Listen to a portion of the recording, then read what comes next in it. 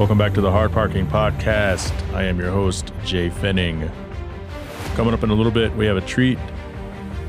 I interviewed Fielding Shredder, best known for the Netflix show Hyperdrive, which is, as Fielding describes it in the interview, kind of the ninja warrior challenge for cars. Strongly urge you guys to check it out. It is super awesome. It's not typically something I would normally care to watch, but once I started watching it, I was hooked. I want to talk about the little things really quick. Before I get too much into the little things, gotta tell you about Indiegogo, Este Vato, the dude. This is the last time you guys are going to hear this from now, because the campaign is almost over. Please enjoy. Get involved, back the project today on Indiegogo for Este Vato, the Hitman Story, the second comic to the Chingona Border on Fire released this year. Get involved. They have some great rewards at many pledge levels. Go to Indiegogo.com. Search the projects Este Vato, Estevato. Watch the video on the campaign page. Make a pledge. Share with your social networks as well. Gabriel Hernandez with GH Comics is excited to bring you the second story to follow up the Chingona series Border on Fire. Este Vato, a.k.a. The Dude, introduces you to the uprising of a young boy who moves to the ranks of the cartel world. They also introduce you to other villains as well, but the first nemesis and arch rival of Chingona is the infamous Este Vato. Learn more about the comic, the creator, the series, and how to get involved with this project. Offering some exclusive early bird discounts. Again, that's Este Vato, Hitman Story on Indiegogo. Go support today. Guess what?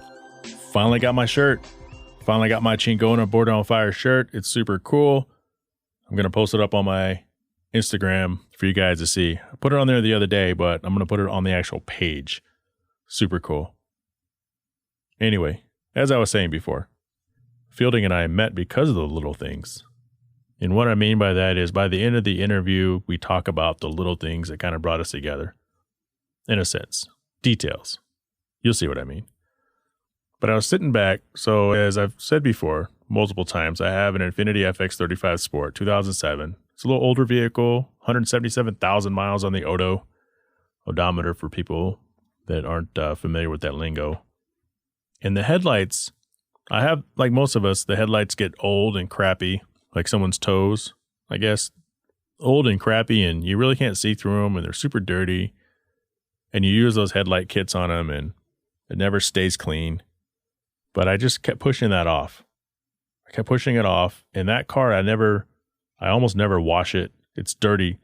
Compared to my fun car, it's like night and day. And with the headlights being all screwed up, then we can all identify with this. Just work with me here. With the headlights looking all screwed up and ugly, you don't feel like doing anything else. You don't feel like washing the car. Because when you wash the car, those ugly headlights like pop out. It's like a highlighter. It's like, oh, that's a cool looking car. Except for those headlights that look like shit. You need to do something about them. So the car is always dirty. It's always parked outside. You know, I used to let my son borrow it whenever he wanted when the dogs were staying with us. And they would come back and it was all even worse. Shitty, dirty. He cleaned it sometimes. But I never really cared about it. And like the front bumper's hanging off, sort of. It's missing a clip. So sometimes it kind of pops out on the side. Some of the clips underneath the hood aren't there. So I decided one day to go out and buy one of those headlight cleaning restoration kits from AutoZone. Went home because this was 2020. I had nothing else going on. So I figured, okay, one day I'm going to do it. So now the day is I might as well do it. I go out there and I clean it all up per the instructions on the kit. And the headlights look brand new when I got done. I was amazed. And it come with this clear coat you put on there to make sure it stays nice. And then all of a sudden, started feeling like I needed to take care of this car. I went and got it washed, looked brand new. Keep the interior clean. And it's all about the little things. You let the little things bother you. Let the little things hold you back. And the little things end up holding back the big things. And so by taking care of the little things, it's like a snowball in the right direction. Taking care of the little things makes you want to get more responsibility and take care of the big things. So it's like walking past that piece of trash that's in your house. You just look at it. Pick it up because it's about the little things. I don't know if any of that made any sense. Probably not. But I'll tell you what will make sense. This interview with Fielding Shredder coming up next. It's only fitting this interview is going to be sponsored by the Last Air brand. So the Last Air brand motorsports clothing, vintage racing inspired apparel to celebrate and represent the 80s, 90s era of motorsports, racing from Group B, Le Mans, IMSA, Indy, and Formula One. Follow them on Instagram at Last Air Brand or go shopping at lastAirbrand.com. Tell them the Hard Parking Podcast sent you. Fielding Shredder, welcome to the show. Hey, thanks for having me, man. Of course, thanks for taking the time. So you just left the Lone Star Drift event. How did that go this weekend? Yeah, it was pretty fun. We were racing at a local track here in Houston called Motorsport Ranch Houston, or MSR Houston. Really, really fast, really fun, huge track, and it went well. I'm competing in two different series. So there's a Texas Street Legal Series, which is less modified cars, a little more simple cars, really well matched up, and I'm driving a 350Z in that. And I'll tell you about that. That was interesting. And then the next day on Sunday, we compete in our Pro-Am series, which is kind of like an unlimited class. The only thing that's really the rules say is you can't run bigger than a 285 Kenda. And that's really the only rule. So anything else is completely unlimited. And both events went well. I didn't win anything, but I didn't crash, and both my cars still run. So I consider that a win. That sounds like a good win, especially because you have to keep on going. So tell us about your 350Z and your story from this weekend. Yeah, definitely. So first of all, this track is so big that we actually divide it in half, and we use half of it for the street legal and half of it for Pro-Am, which is really nice because if someone goes off track or someone breaks or whatever, and we have to tow them, the other track stays hot. So it really helps with seat time. It helps divide the crowd so that, people can go drive wherever they want, and, there's no real big line or anything to wait. So it's really fun. So everything was going well. And then literally right before competition started on Saturday, the clutch slave cylinder in my Z just had a complete failure and stopped working. Yeah. And so, I went and tried to fix it, and I burned my arm trying to bleed the clutch, and I shot brake fluid in my eye, and it was a disaster. Jesus. And none of it worked. And so I'm like, shit, what am I going to do? So I ended up just saying, you know what? I'm here. My car runs. I'm just going to compete. So I ended up putting it in gear on the start line with the car off. And then when they flagged us to go, I would just crank the car in gear. And then I would just rev match shift to second. And then I was just in second for the rest of the track. And it was extremely difficult. I don't have the ability to clutch kick because I literally have no clutch. And you can't even really e-brake without killing the car. So it was super difficult. But I'm proud to say that I actually advanced past my first battle. And then I went up against a really good driver and a really good Corvette, and I didn't win that one. I got knocked out. But overall, had a great time. I avoided a near-death experience when the guy in front of me spun out. Yeah, and I did this perfect timing transition around him as he was shooting right towards the passenger door. I got it all on video. It looks amazing. And not a scratch on the car, so I couldn't be happier about that. When's that video going to be up? Because I was kind of probing your Instagram story, and we saw some reposts of other people filming you, but I don't think I saw that one yet.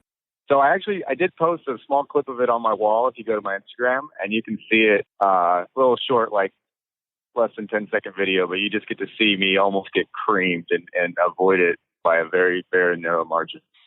So in drifting, though, do you typically see stuff like you had to dodge this weekend? Yeah, I mean, it happens all the time, especially at the grassroots level. We're not professionals to where we've had tons of seat time or we have really, really nice, perfect cars. So, yeah, there's plenty of carnage that happens, but that's part of the fun. The crowd sure loves it. And, drivers make mistakes, myself included. So, you're allowed to spin out. And if you do, it happens. And the chase driver's job is to try not to hit you. I've certainly made plenty of mistakes in my life and target fixated, hit stuff and hit people and hit walls. And I've learned from all those mistakes. And luckily this time I was able to pull off narrowly escaping. Nice. So both cars are in one piece. Are you going to get the slave cylinder, all that stuff situated before the next big event? Yeah, totally. So, I mean, I can swap the slave cylinder, in an hour or less as long as I get the parts. But I tried to get the parts. I couldn't get them in time. So I was like, okay, that's all right. I'll just park that car and drive my S14, which is honestly more fun to drive anyway. So, yeah, it works out. When you bring two cars to the event, you can afford to break one.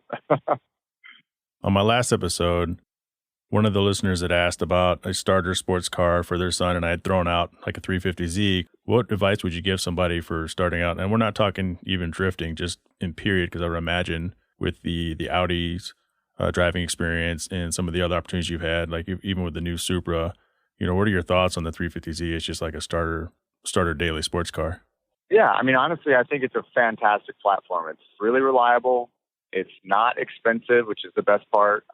It's bulletproof, and it's really a solid car. You know, it's certainly not the fastest, but it handles really well. There's a great aftermarket support for it, so you can get lots of different parts if you're trying to road race it, if you're trying to drift it, if you're trying to just make it look cool. I mean, they literally make stuff for anything that you want. And, you know, more than anything, it's probably going to run for the most part unless you really start tearing it up and trying to modify it heavily. It's going to be a car that you actually can drive, unlike plenty of other brands that you change one thing and then it breaks, and then you're like, crap, now what do I do? Oh, I have to spend $5,000 on a new transmission or whatever. The Z is not like that. It's a really nice, easy to modify and reliable car. Solid advice. Watching a video where I think you said the 10 things you wish you would have known, and one of them was making sure people get a functioning car as their first car, not a project car, unless they're a big time wrencher. Yeah, exactly. Like if you already have a running driving car, then it's okay to get a project, but you know, don't kid yourself and think you're going to get it running in a month and go and start tearing up the track. I mean, it's got plenty of things to work out, and my Z is a perfect example. I bought a pretty cheap Z that was, you know, had a lot of miles and was pretty beat up.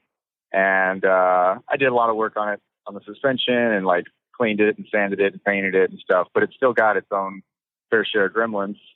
This weekend is a perfect example with the slave cylinder. You know, I haven't touched the clutch hydraulic system on it. It worked fine. So I was like, okay, good to go. And sure enough, it failed on me. So as I continue to drive the car, I find little things that need love and need some work. Like the first round, I broke the differential. The second round, what did I do on the second round? I guess the second round went well. I did crash into someone who the guy in front of him spun out, and there was nowhere to go, and it was in the rain. But honestly, that was one of the better, you know, times to be in a Z because it's such a tank. I was able to just drive away. It didn't mess up anything. Just a couple dents on the fenders and stuff, but the alignment was straight. Suspension was good. Engine, everything else was just untouched. It was just cosmetic problem. I used to have a pretty sick Z. It was a 350Z, had a body kit on it. It was always outran the cops. This was in Need for Speed Underground 2. That was one of my favorite cars. Yeah. Yeah, hell yeah. Hey, so your car's set up for Pro-Am, and you've just explained what that was earlier because that was one of the questions. It's like, I have no idea coming from the outside watching. But one thing that was mentioned is party mode, and I think that was with I don't know which one of your videos I got that off of, but what's party mode drifting? Yeah, so it's just like all fun, no pressure, there's no competition, there's no strict rules. It's not like 2-car tandem and anything like that. It's just like go out there and have a good time, drive with whoever you want. You can have a 5 or 10-car tandem train and literally just enjoy yourself the whole time. There's no stress or pressure of doing well or competing or worrying about judging or any of that stuff. It's just the fun part. Is it almost like a drift in tune type of deal?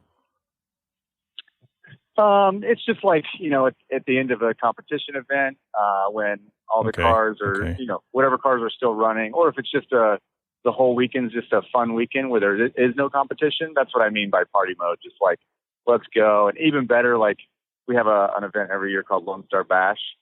And it's kind of just like the series conclusion where everyone just comes out and thrashes before the off season.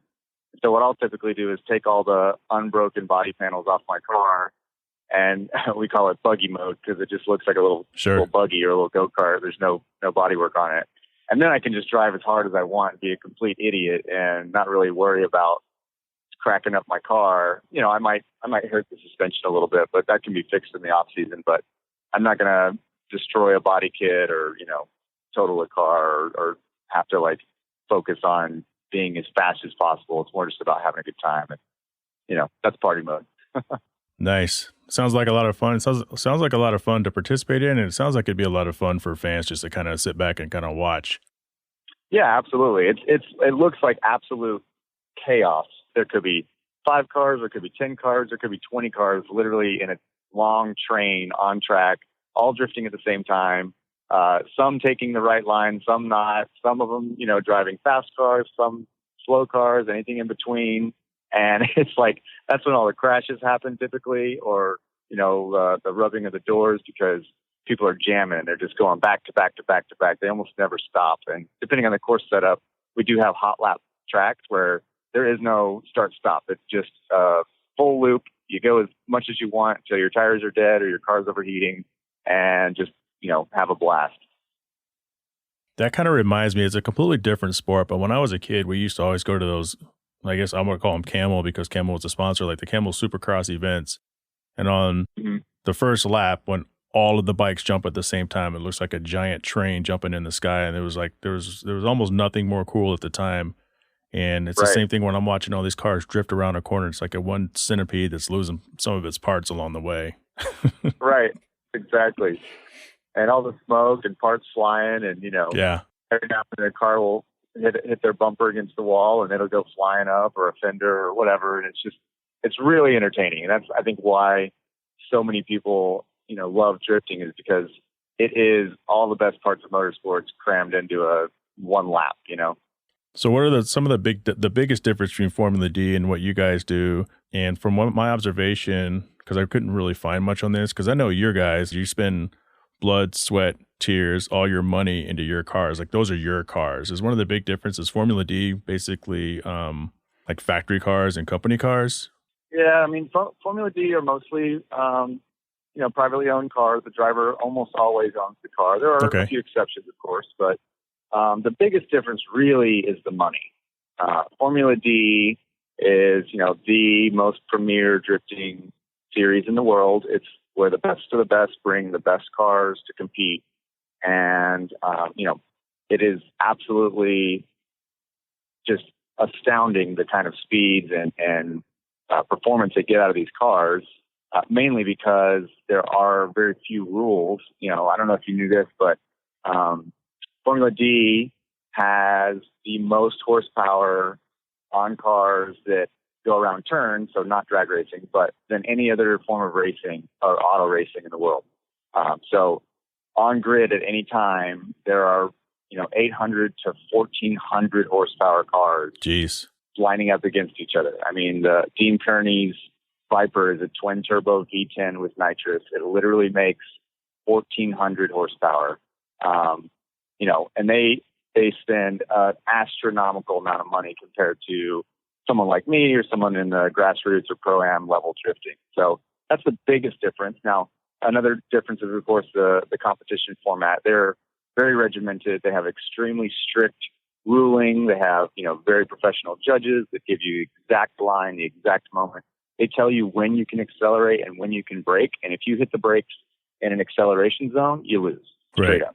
So you have very little margin or chance for mistakes. You have very little practice. The pros typically get between 6 and 10 laps of practice before they have to qualify and then start competing. Whereas, in grassroots or pro-am level, you can pretty much take as many laps as you want. You have hours and hours worth of track time. It's as much as your car and tires and budget will survive, So it's a much more high stress environment. Of course, the cars are way more stressed, way more strung out. A pro-am car will get, depending on how much power and what kind of tires, between like 10 and 50 laps on a pair of tires. And every single pro car gets 2 laps on a brand new pair of really sticky R compound style tires. So the cost is significantly higher. They also are have a much higher safety barrier to where they have to spend a lot of money on safety gear, which of course is important. But that makes it even more difficult for someone with less budget to break into that world. And then nowadays, since drifting or Formula D has been going on for so long, the top teams have tons of data that they've been collecting on these different tracks throughout the years, to where they can go out and take 6 laps, make a few changes and be ready to go.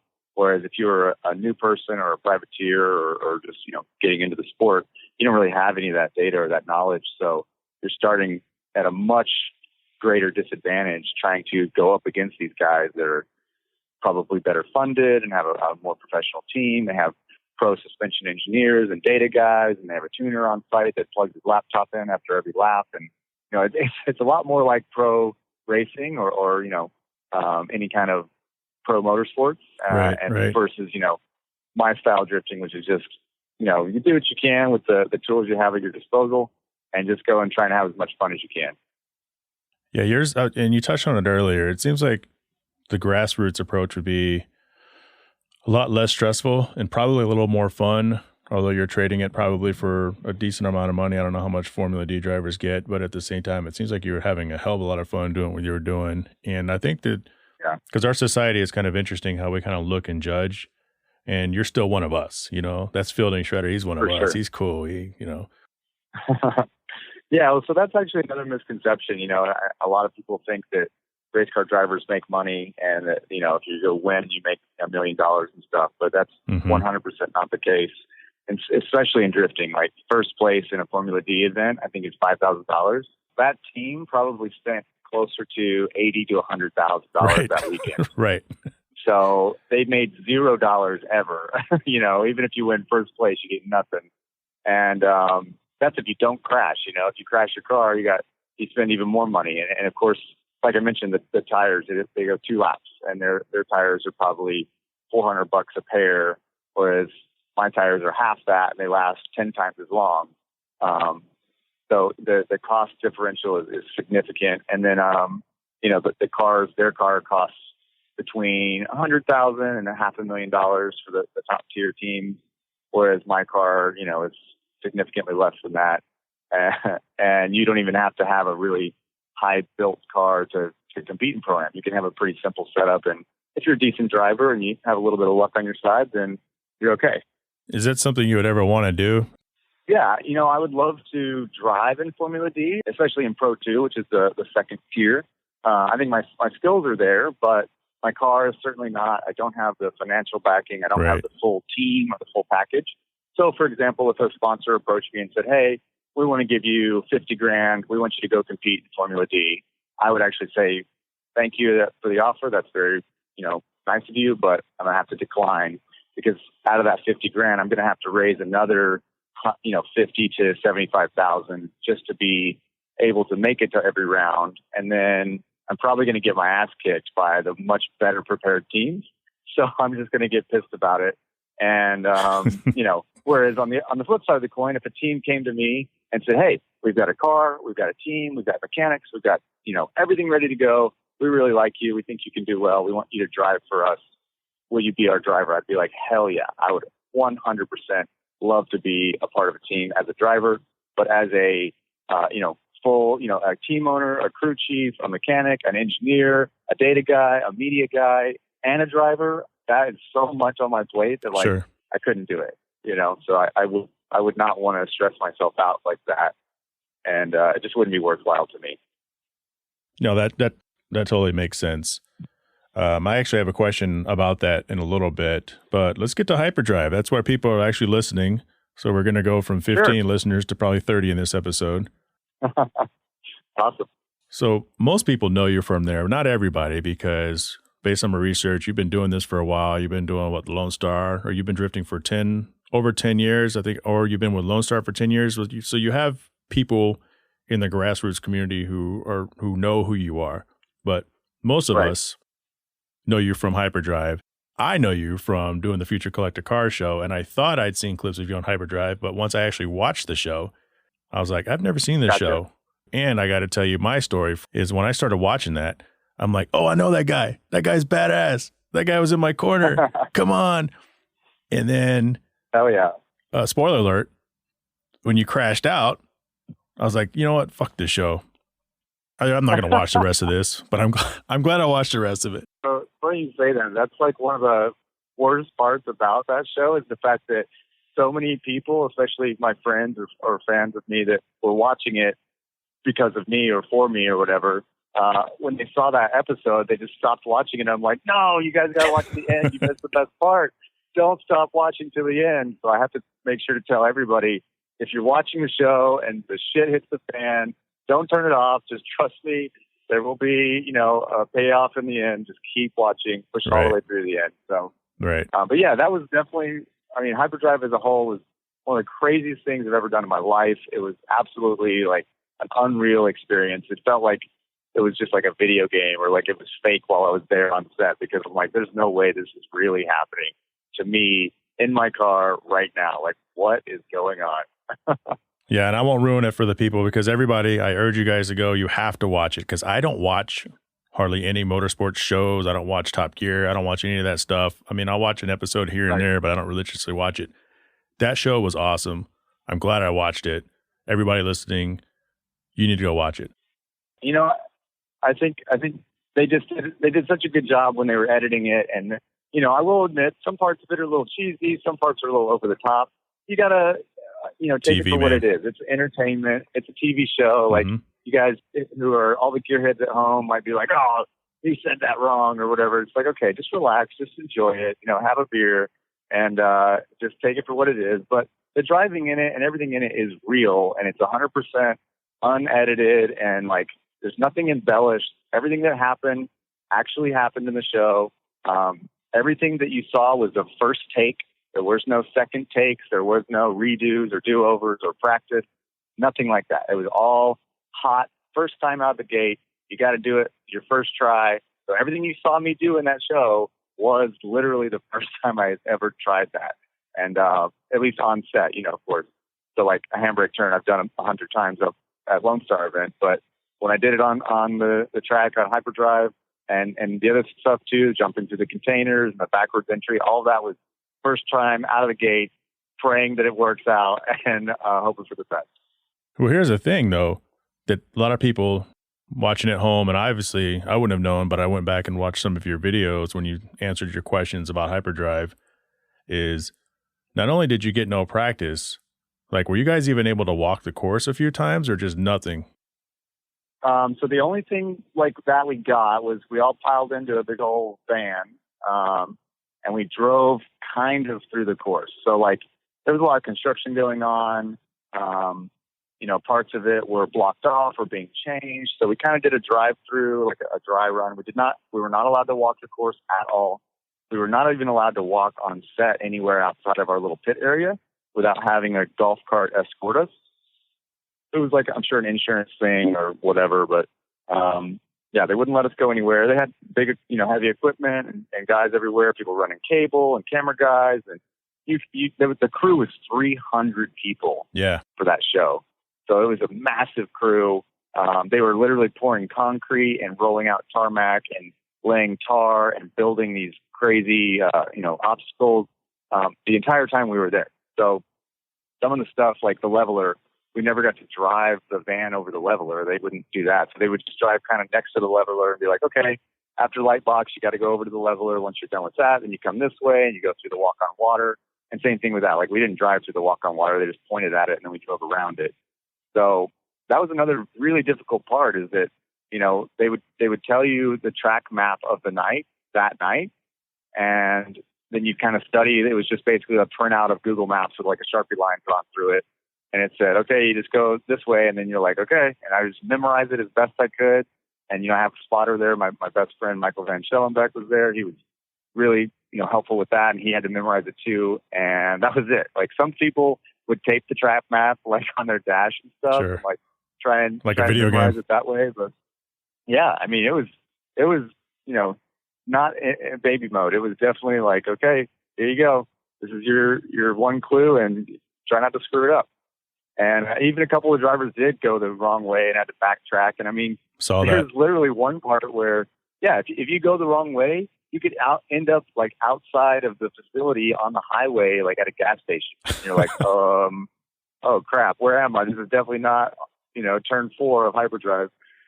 So it was pretty difficult. So do you think maybe the inexperience of the production crew, because there's always a huge disconnect between Hollywood and the reality of what it is that they're basing things off of? And did they have any subject matter experts come in at all, or were you guys basically a subject matter expert? Because you would think that you would be allowed to be familiar with the track, if not, I understand the obstacles from a safety standpoint. Mm-hmm. Yeah, so they, the production crew were trying to spin it like this is Ninja Warrior with cars. And that's a great concept, really entertaining. Yeah, so they had been shooting Beastmaster, which is a Netflix spinoff of Ninja Warrior. And then they also did BattleBots. So that was their background. They knew how to shoot things at night. They knew how to light things. They knew how to tell a backstory of competitors and kind of take the audience through the whole deal. But they weren't really car people. The producers love cars and are into cars, but they're not. Doesn't make you a car person at all. Gearheads. Yeah. And now that will say that they did have 2 people on set or 3 people on set that were very experienced in motorsports. They had the track designer named Martin. He has designed several Formula One race courses, and he's been in motorsports for 50 years. And then 2 stunt coordinators were really experienced as well. They've got a background in motorsports. They've raced rally and all sorts and X Games and all sorts of stuff. So they were, the 3 people that were our kind of in between from the production crew and all the drivers.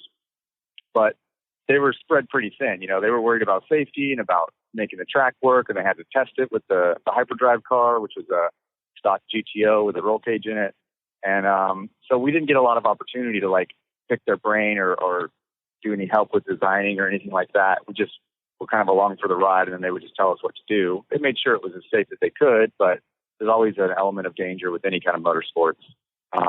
But to touch on your question about the diversity, they wanted it to be something that anyone is capable of doing. So they gave, certain parts of the track would cater to drag racers. Certain parts of the track would cater to grip drivers or autocrossers. Certain parts would be better for drifting. Certain parts would be better for people that were really fine-tuned with their equilibrium of their body balance, which would be the leveler, right? And then they also wanted to make it where all sorts of different cars would have advantages. So the higher horsepower cars would be better for the straightaways. The higher grip cars would be better for the corners. And then the more stock cars would be better for the water obstacles and the places where if your windscreen fogs up and you don't have a defroster or AC like me, then you can't see anything for 20 seconds. So when the cars that had a stock, air box and air conditioning system would just turn the defroster on. So it did a great job of making it as fair as possible for the diversity of the type of drivers that they had.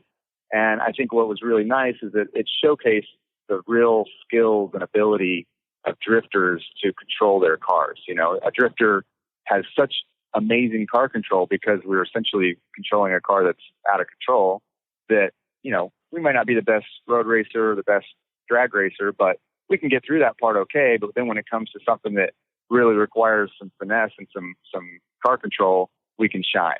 So I think that was really apparent and showcased that to the whole world that, hey, I guess drifting is a pretty valuable skill set. And guess what? The top 10, they're all drifters, even though out of the 30 competitors, only about 12 or 15 were actual drifters. Sure. I just got to say, though, the leveler, damn thing, fuck. I would get angry. I think all of you probably hated it. So I was watching, I was like, what the hell is this? Bad. It's it's like no matter what you did on the rest of the course, your luck, your entire, that round hinges on that leveler. And it would be one thing if they kept it the same because everything else changed, but they changed it on each round. It's like, what are we doing? They did. What are we doing? You can fall up to that thing 30 seconds in the league, and you can come off of it 20 seconds behind. Yep, exactly. It was really frustrating. The women were actually considerably better at the leveler. I think they have a better balance or better equilibrium inside, or maybe they just have more patience. I don't know, but I was not good at the leveler. I only solved it one time out of the 4 or 5 that I went over it. They changed the weight balance every time. Yep. That whole deal, man. And the whole time, too, I'm frustrated. I'm like, damn it, I can do an 80-mile-an-hour drift sideways, but I can't solve this stupid leveler. This is not a driving skill. I'm so mad. And there was a slight delay between you and your guy, too. That's what you were saying, which doesn't really help on the leveler. Yeah, that made it even harder. And it also was not good for the race cars. My car has a normal transmission, so it wasn't so bad for me, but the guys with the sequential or the dog box, to go from first to reverse and back to first is extremely difficult. Some of them have a little walkout lever they have to pull and all sorts of stuff.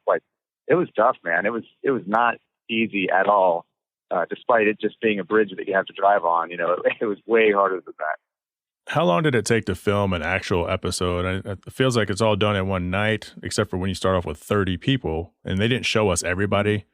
which you notice early on in the show because they can't afford to show you everybody. But like even the lapse time between runs. So one person's finished and next thing you know, the other person's already in the hopper ready to go. Or was there like a 10, 15 minute, make sure the track's not full of a bunch of crazy stuff and no one's spilling oil? Yes, we shot one episode every night. And the way that it worked is, your day starts at 6 p.m. and you go home at 6 a.m., go to the hotel, eat dinner, pass out, and then wake back up and get on the shuttle at 5 to get to the track by 6. So it was all night shoots. Which was pretty difficult for us to, drive at our best abilities when we're basically jet lagged the whole time. That was actually an advantage for the European drivers because they're like, oh, it's just daytime for me. This is perfect. So they weren't jet lagged at all. But yeah, it would be basically one driver would go hot. They would do their run, which would take about, between 5 and 10 minutes.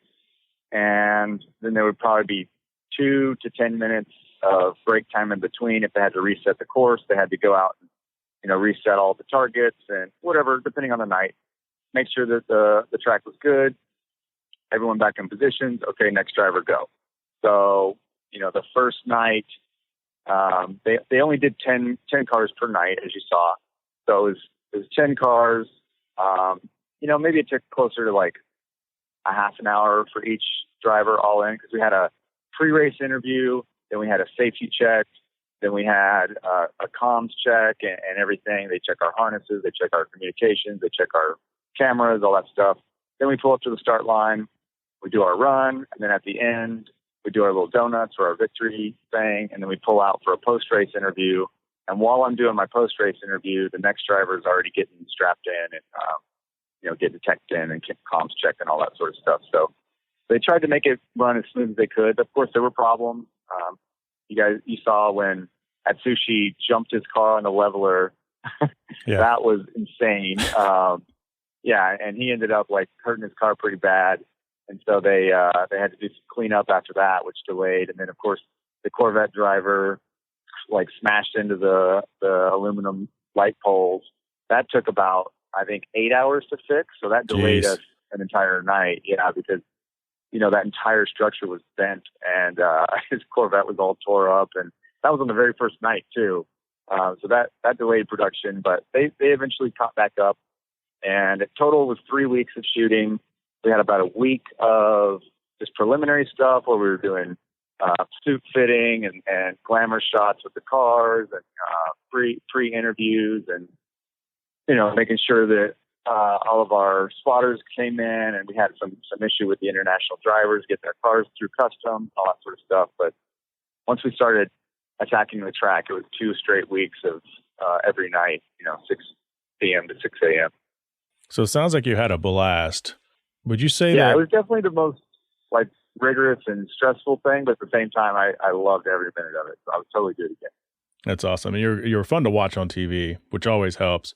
Would you say that the Hyperdrive experience like painted you in a fair light as a driver and skill? Because I know in watching you'd said that you had to change everything about the car, everything you knew going out there for that course. And I think there's a lot of stuff that couch potatoes wouldn't realize how important little things are with the road surface and the ride height and how much it really matters. Would you say that kind of? Mm-hmm.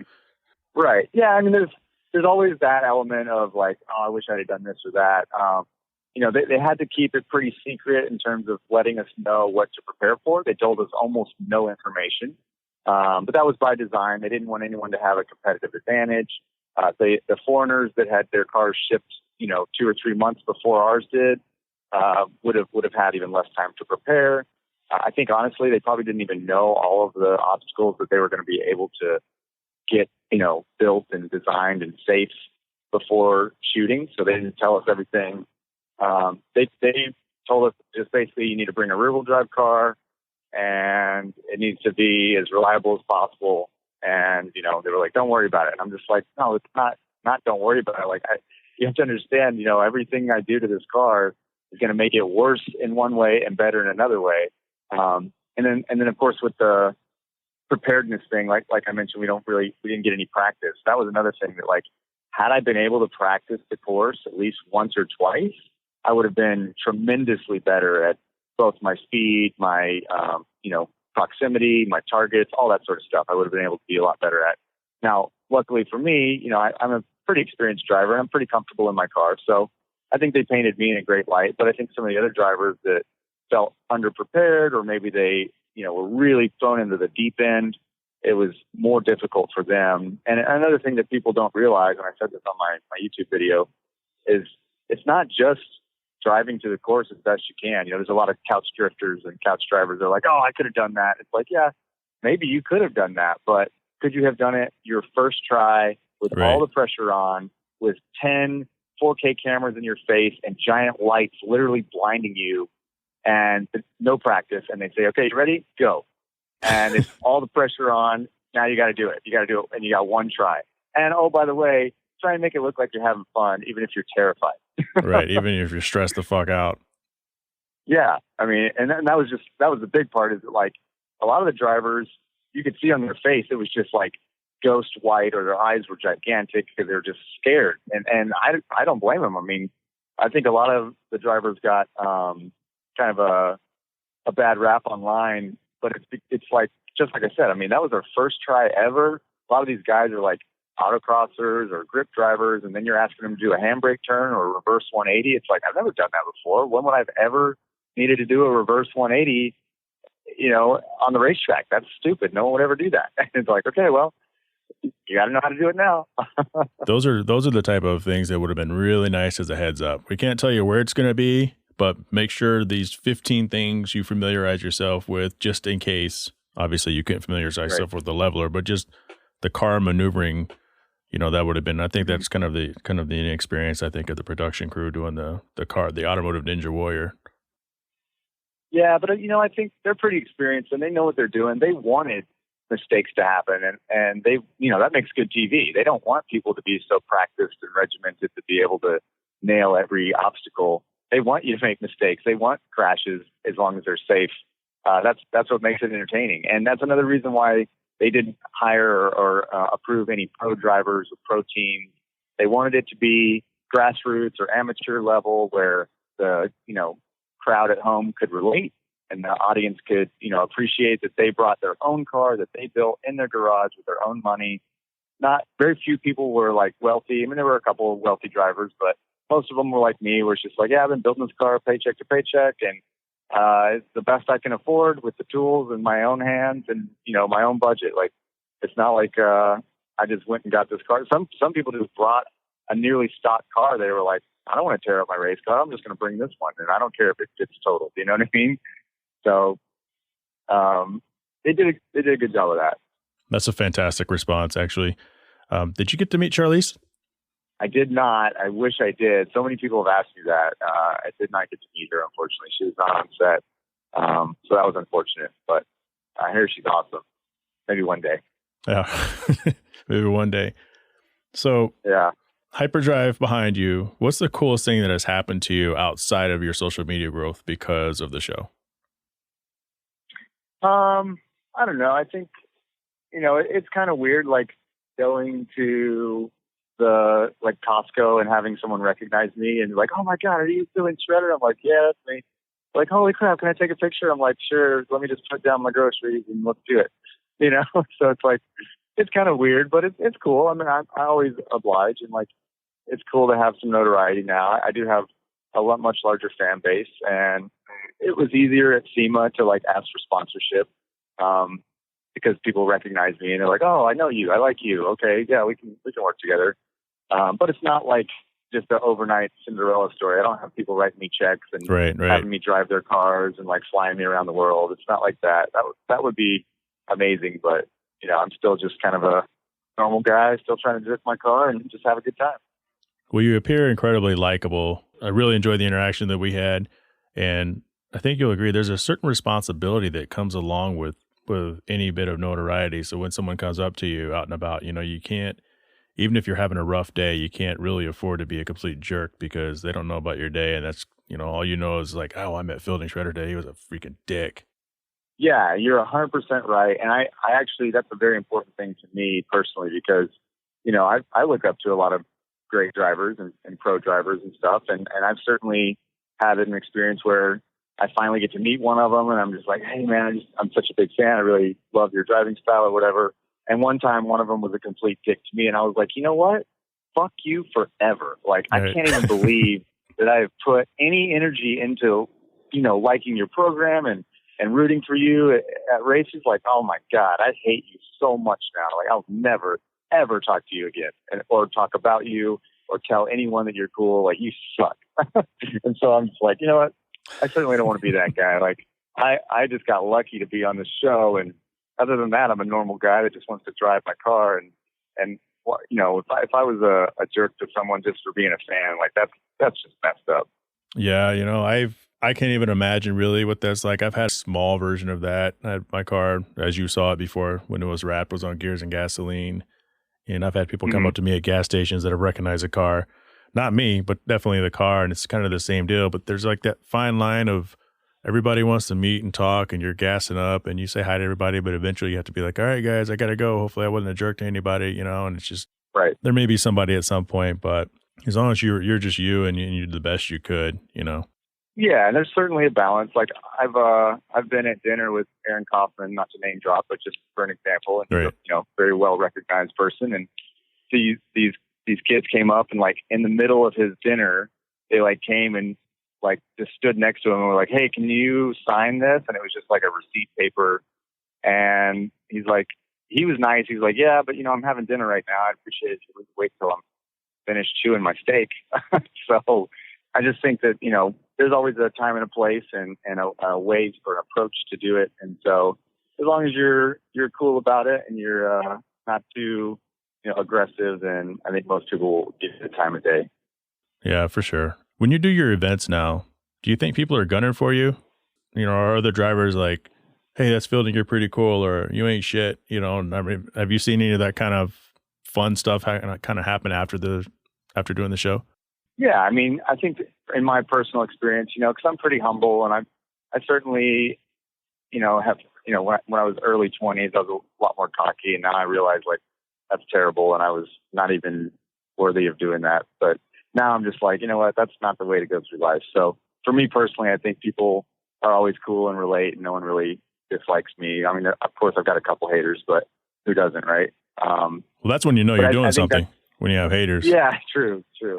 Yeah, I certainly have a few of those, but I think as the majority, people can respect and appreciate that I'm just kind of being me. And I think that was another important part, is that on the show, I was just 100% myself. And I told myself when I did it, I was like, I'm going to be 100% honest. I'm not going to fake anything. I'm not going to, embellish in any way. And people are either going to like me or they're not. And you know what? If they don't like me, that's fine. And at least I know they don't like me because they don't like me. It's not because they don't like something or thought I was being phony or something like that. So that's a big one. And I think that's another reason why I got such a great response from the show, is because people could really tell that I'm like, that's actually me. I'm actually kind of an idiot behind the wheel and like, will go for it, no matter what, and be a complete animal when the time is appropriate. And they all love that. And, it's funny, too. I have so many Brazilian fans. Like, my fan base jumped up dramatically, but the Brazilians more than anything. And I guess because they relate to that mentality. And sure, almost all of them were like, I had to cheer on the Brazilians, but you were my second favorite. Or some of them will even tell me in secrecy, they're like, man, I'll be honest. And it's always like through a translator app or something. I was their favorite, but they can't tell anybody because there were Brazilians on the show and they have to, root for their countrymen. And I'm just like, hey, man, whatever. It's all good. And they're like, but you were really awesome. I can't believe you did all that stuff. You're crazy, bro. And I'm just like, thanks. So it's really funny that particular country has really responded to my driving style. So then it's no surprise, because coming up in a few minutes, I have a couple of questions from guests, and one of them is from a Brazilian. So that's awesome. That's perfect. What was the biggest mistake, if any, you made immediately after Hyperdrive? You just finished Hyperdrive. What's one thing you could change immediately after? Not having to do with the show, just in the aftermath. That is a good question. I don't know. I whenever I more or less destroyed my car on the show, I brought it back. I luckily got hooked up with a frame guy here who's a really well experienced mechanic and body guy for many years. And he luckily took pity on me and let me bring my car in and put it on his frame machine. We pulled it all back straight. And I recorded the whole thing. I had all of that footage on GoPro, and I somehow lost that footage. I cannot find it. And I'm so mad about it because I've had so many people request to me post, how did I fix my car after Hyperdrive? And I'm like, oh my God, I literally have every inch of that footage somewhere and I cannot find it. So that would be like, if I had been a little bit better about organizing that or downloading it somehow, I don't know what happened to it, man, but it's somewhere maybe, but I cannot find it. And it's killing me because I want to show everyone what it took to fix my car after the disaster on Hyperdrive. Yeah, because you tore that son of a bitch up. In fact, I thought it was gone, and I started, obviously checking out your page immediately after we met in January, and I was like, hey, this is the same car. And as you said in your videos, that absolutely is the same car. Yeah, it's the same car. And I did have it on the frame machine. It took about 2 weeks to fix it. We got it actually pulled straighter than stock. So stock is within 3 millimeters of the points, the little frame point. Yep. And we got every single frame point within 1 millimeter of the spec. So it's actually straighter than stock right now. Definitely drove better than ever after I fixed it all up like that. But yeah, I just wish I could find the footage of us fixing it. Do you think that as far as your career and opportunities, do you think the show helped or could have potentially hurt in a certain way of the misconceptions, more or less, from like, let's say as a business partner is like, hey, we want Fielding to come drive for us, but he's obviously reckless with his own car, but without even really understanding what happened. And that's kind of their fault, not yours. But do you think in some ways that may have potentially hurt some opportunities? I think it's better. I think it's been helpful more than hurtful, for sure. People got to see my personality. They got to see that I'm able to drive when the pressure's on and that sort of thing. And I've explained in some of my videos and to some sponsors, like, look, if I was driving your car, I would not drive it like I drive my car. Right, exactly. When I drive my car, I'm the one who built it. I'm the one who paid for it. I'm the one who's going to fix it. So I get to drive it however the hell I want. And I want that adrenaline rush when I'm driving it. So guess what? I'm going to get it, Whereas if I'm driving your car, and I've actually experienced this. I had a friend of mine hired me to drive his twin turbo 370Z after SEMA for a Optima streetcar challenge. And I'm like, I'm going to drive your car like an adult, I'm going to drive it just as fast as capable without being an idiot on risk and having any high risk. And I proved that. I drove it on track with multiple other cars. I made some passes. Everything was good, but I was well within the abilities of myself and the car. And I try and reiterate that to anyone who, wants me to drive their car, including like any drifters or any just friends or fans. They're like, oh, you want to drive my car? I'm like, yeah. But just so you know, like, I'm not going to drive it like my car. I'll be much nicer to it. I'm not going to like hit the limiter and like, shift it hard or clutch kick hard or whatever. And oftentimes they're like, you drive it however you want. I'm like, yeah, but I'm not going to do that because I don't want to break your car. And, I don't want to damage anything. So, yeah. But I have had one guy actually post on my social, and he was like, you're such a jackass. I can't believe you. For a couple minutes there, you showed some real talent. But if you hadn't been such a moron on track, then maybe you would have done better. And I'm like, he's like, I own a professional racing team, and I would never, in all caps, never hire you, ever. And I just replied, I was like, well, I think I did exactly what I should have done. It's a TV show, not a race. And I was driving my own car, and I got the best response out of any driver there. So guess what? Like, that's more important than getting some silly trophy and everyone forgetting about you. No, that's 100% true. And I agree with you 1,000, because I was just thinking, like, I don't know who any of these like real pros are. I know a few names just from paying half attention, but I know your name, and I know Ken Block's name, and I know Tanner Faust's name, and I know those guys' names. So I kind of put you, would it be kind of cool to be in that category? Because I could see you attacking anything. After watching that show, I don't see you as just being Fielding, Shredder, the grassroots drifter. Like, I could see you trying other stuff. Do you have aspirations to do other things, other stunts, X Games, things like the Pikes Peak Hill Climb? Yeah, absolutely.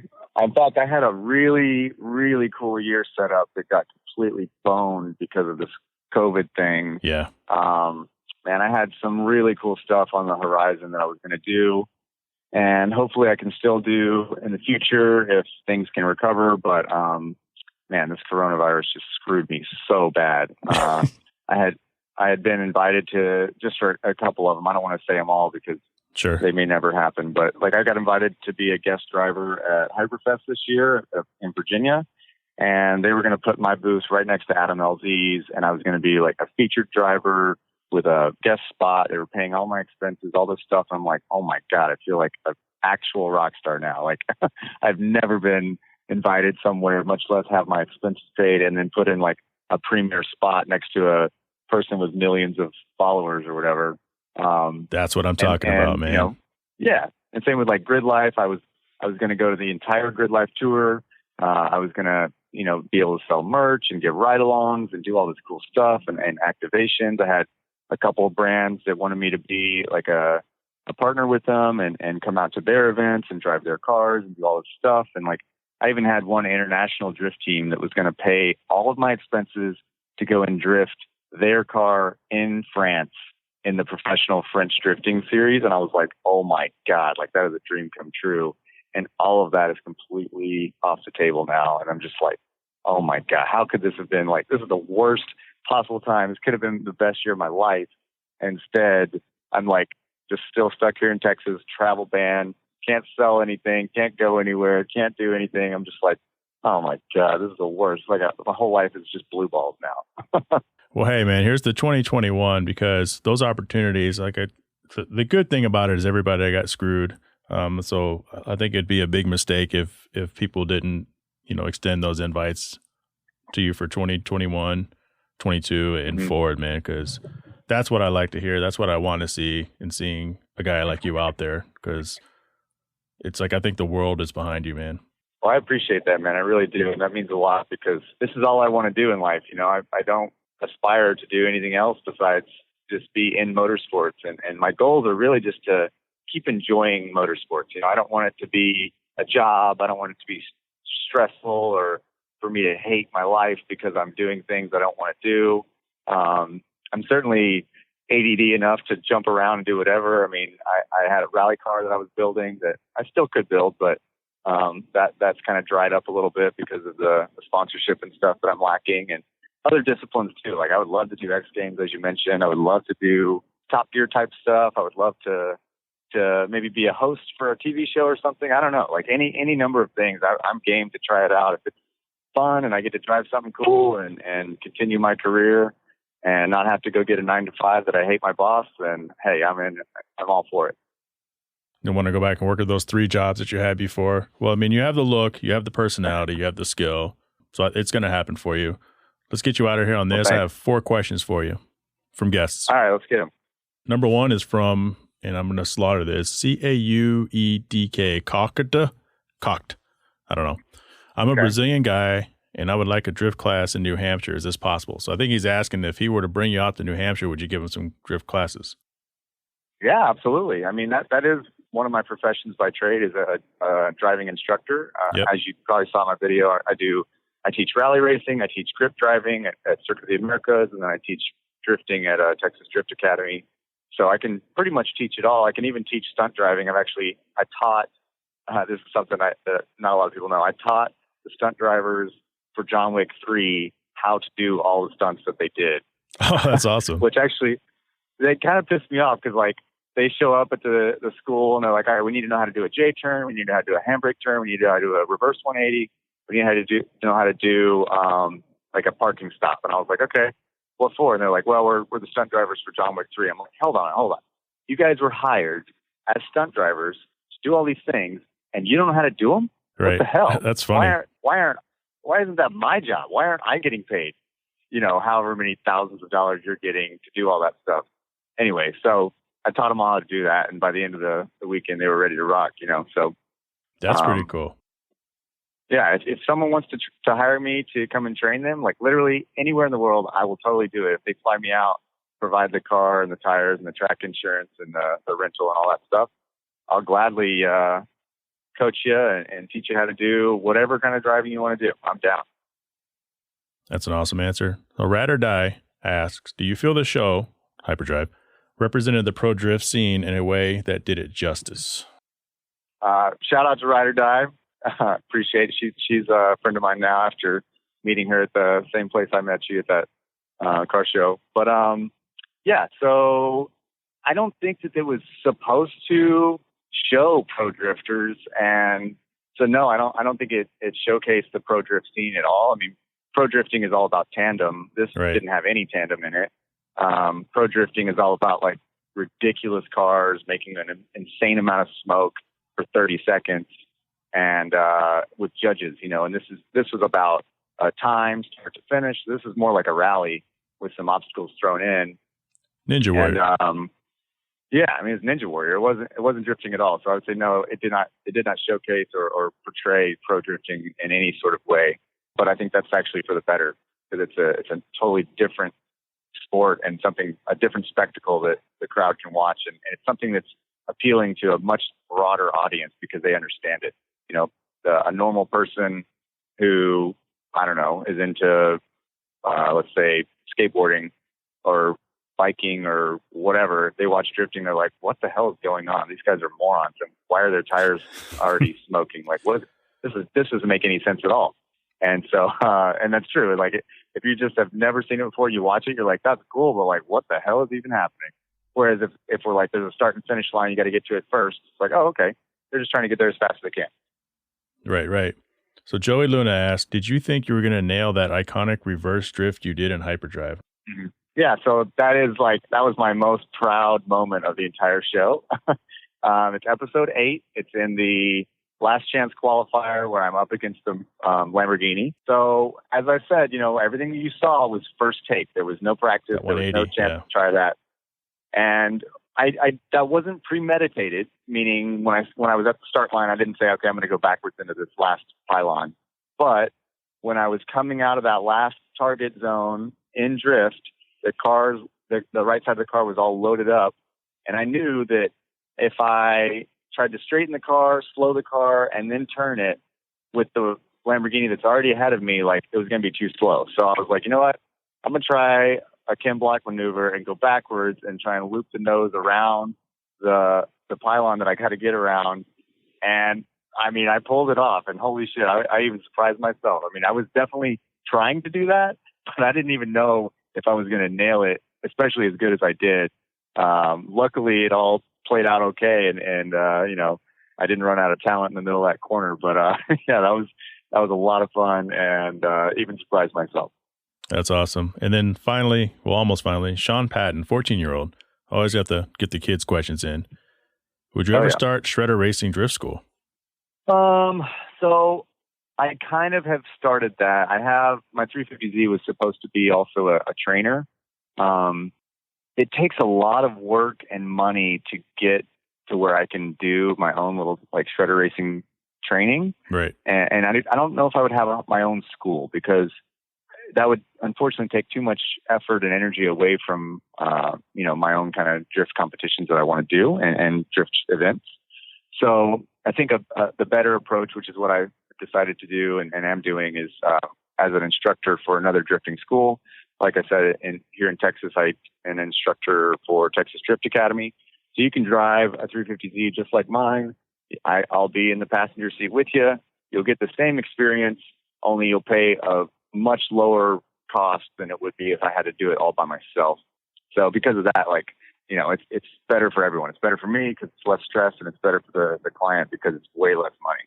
Yeah, that's a win-win all around. Final question that comes from me as I stare across the room. If I send you my future collector car show best modified second place trophy, can you sign it and send it back? Because you are responsible for that. You're even more responsible for that than I am of my own freaking car, because of all the you bringing people over to the car. Yeah, man, I would love to. Absolutely. And your car was amazing. I don't know if you watched my vlog on the Future Collector Car Show event, but as I mentioned, you know, normally I am not a big fan of cars with that style wrap where they're imitating like airplanes or battleships or Gundams or anything like that. You know, I like race cars to be race cars, and I like Gundams to be Gundams. But yours was so well done and so tastefully done, and had such a amazing amount of thought and planning and research into it that it made me come full circle. Yours was the exception to the rule, which is actually why I was giving you shit when you pulled it off, because I'm like, oh no, you ruined the car I love. But that was really, really impressive, and that's why I scored you so incredibly high. Because if that had, there was actually another car there that was kind of similar, but it was so, poorly done. And I was like, this is exactly what I always see. It's just someone with a random car puts wheels, OD green matte wrap on it and puts a mouth on it. And they're like, yeah, it's a P52. And I'm like, no, it's not. It's a Mustang with some stupid vinyl on it. Like, it doesn't look good at all. But yours was really well done. And that's also because you had the interior. Yours 100% through and through followed the theme, and it was all very realistic. And that's what I appreciated about it. And I love too that you told me the story. You had the plaque with all the, where the Air Force bases that you visited. I mean, yours was exactly like how a show car should be, and how you get the attention of the judges and the crowd by telling a story, not just having a pretty car with shiny wheels on it. Man, I really appreciate that. I'll go ahead and send my check off to Shredder Racing as soon as we get off the phone here. Yeah, I know, right? Yeah, just add a 0 for me there on the end. All right. Fielding, it's been great. I really appreciate you taking the time. I know how busy you are, or how busy you are. I really, really appreciate it. Yeah, man, absolutely. I'm super glad to be on the show and happy to continue to share this journey with everyone at home. All right. We'll be talking to you. All right. Talk to you guys later. It's time for the social media Q&A segment. This is also sponsored by Last Air Brand Motorsports Clothing, so I'm not going to do that read again. If you want to hear it, go to the beginning of the show or check every single other show. So as promised, the questions that I've chosen to answer will get a Hard Parking Podcast die-cut sticker. I'm holding one right now. These are pretty sick. So good for you guys. First question comes from Pokemon06. What's your next project for the NSX? At this point, Paka, I'm just focusing on some cosmetic things. I don't have any real plans for speed or anything of that nature. No real project stuff, just some cosmetic stuff that I need to kind of fix up. Since there's not a lot of stuff going on right now, might as well take care of that. Possum Killer, welcome back with your questions. Possum Killer MK6, you've been asked to pitch an idea for a new reality TV show. What would be your best idea? I'm going to call it, I have a show, I'm going to call it The Podcaster. So in early 2019, there were over 850,000 podcasts, according to Apple. I would guess that today, because of 2020, there's probably close to 1 million. So here's what the show would be. There would be 30 contestants, and they would film this over a 1-year span, although there would only be one initial season. What the show would do is follow the journey as each podcaster tries to find their way through the grind of being America's next great podcaster. Because what a lot of listeners don't understand is, for those of you that do listen and are in podcasting like myself, it's a grind. And just like I said on the last episode, everybody wants to see you succeed, but people don't really know what it takes to help you get there. And so part of the struggle is, is your podcast any good? What does it sound like? Is it a podcast in an extremely saturated market? Because remember, before we got started, there was 850,000 plus podcasts out there. So that would be the show. Real Space GR asks, do you design your car for yourself or what's cool to the masses? What's cool to the masses? Fucking shit out of there. Dumbass question. So the Limitless Production asked me, what are 3 wisdom tips you would share to help others that would stamp your legacy? I would say, number 1, in no particular order, always try your hardest to listen before you speak. Being an effective communicator always starts with being an effective listener. Number 2, the world isn't up to you. So try your best, or the best way you know how, and try to leave it better than you found it. Making a difference, whether positive or negative, in other people's lives is legacy building. It's up to you to leave a positive or a negative legacy. Joe Paterno, negative legacy because of the Sandusky thing. Up to that point, one of the top 3 coaches in college football history, by the numbers he still is, no longer has a statue, and now all people remember him for is that. Number 3, you don't know it all, you will never know it all, So take a seat when it's time to take a seat. And step your game up when you and others need it most. You'll know when it's time for you to step your game up. Don't sit back and wait for everyone to do stuff for you. And don't always jump in front when you have no idea where you're going. And that's the Q&A segment.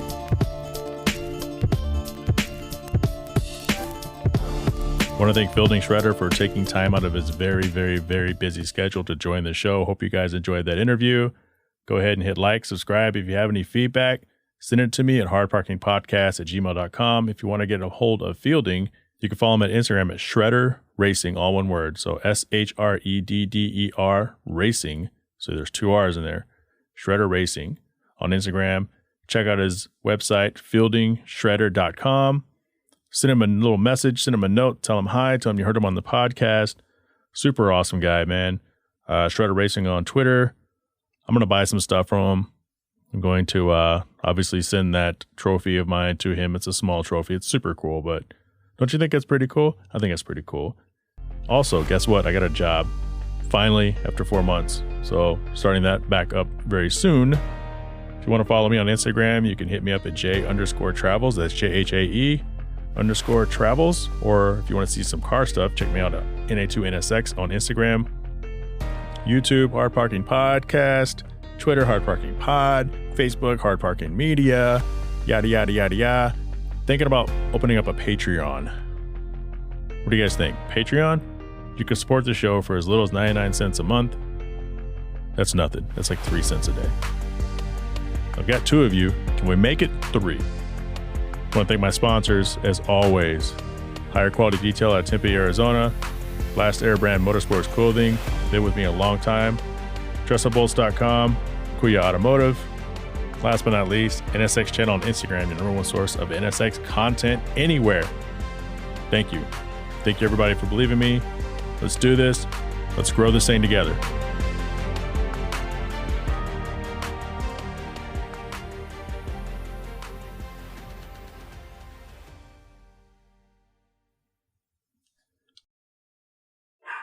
Shut up!